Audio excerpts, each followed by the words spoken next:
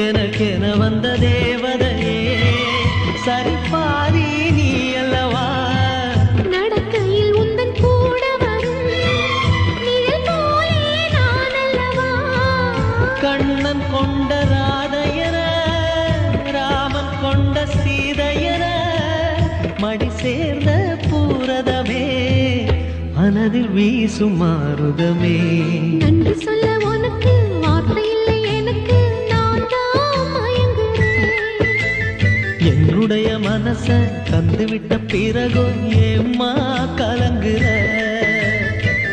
நெடுங்காலம் நாம் புரிஞ்ச தவத்தாலே நீ கிடைச்ச திருக்கோயில் வீடு என்று விளக்கேற்ற நீயும் வந்த நேரில் வந்த ஆண்டவனே.